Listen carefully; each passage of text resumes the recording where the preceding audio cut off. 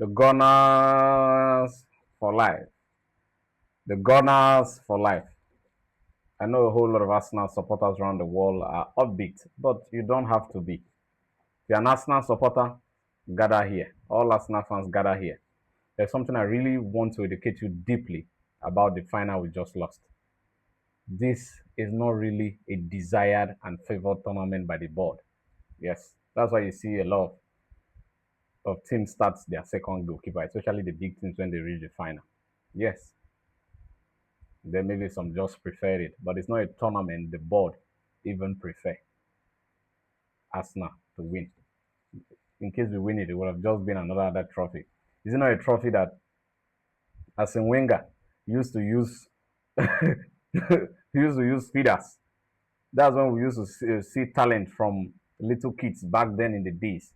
Those are the kind of this that is the tournament Arsene Wenger used to use players that we don't really know back then. Now that is it now.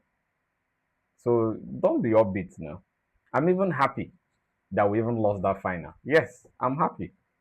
Do you know why? Because it makes us to know that we need to prepare for the best.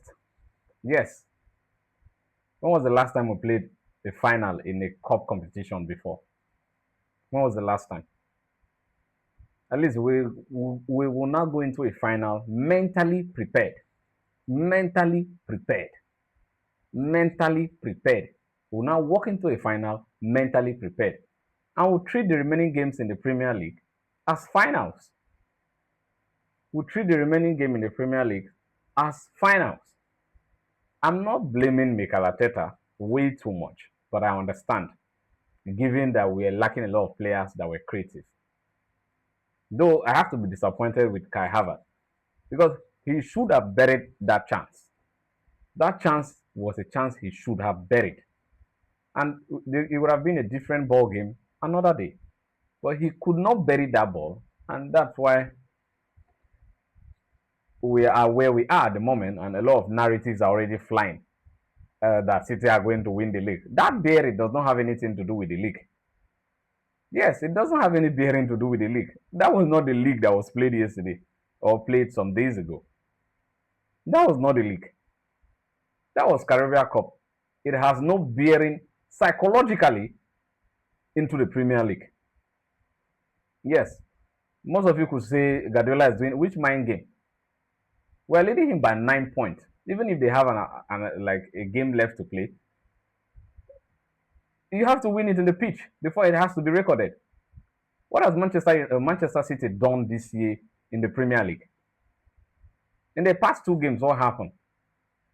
They couldn't win at home to a Nottingham Forest side. Neither could they win away from home to West Ham side. And we have been grading result in and out. So why all of a sudden you're feeling pressured? I love what the manager said.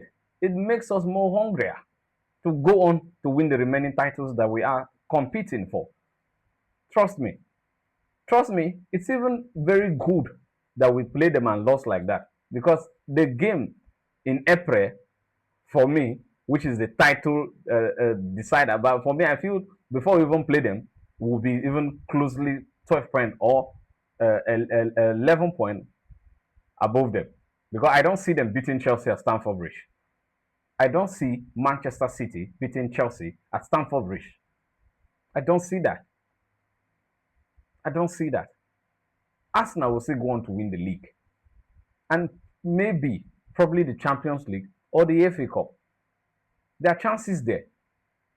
One thing I would just want from my manager is for him to be more proactive in making changes.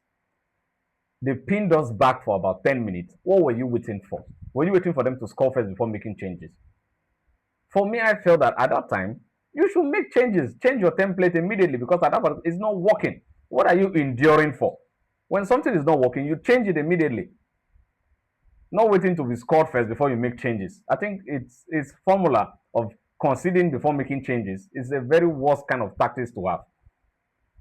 Saka here, I don't even know what to say because he has carried out throughout the years. But at the moment, even the manager is not helping Saka. Bench him. Madueke came on just for a few minutes and did what Saka had done more than Saka had done all game. I don't know if there's a problem with Saka passing the ball these days. I don't know. Saka cannot pass the football. Pass the football to your teammate, and he cannot pass the ball. That is disgraceful. Please, Saka, please wake up, wake up. Learn to pass the ball on time. I understand that yes, you might. I don't really know what's the problem, but whether it's a mental problem, I don't know. But Saka, please help us. You are our star boy. At the moment, you are not starring. Please, you need to up that your star boy. You promise me if Saka is playing for Manchester City, the same treatment Foden is going on, that's the same treatment Saka would have been going on in Arsenal.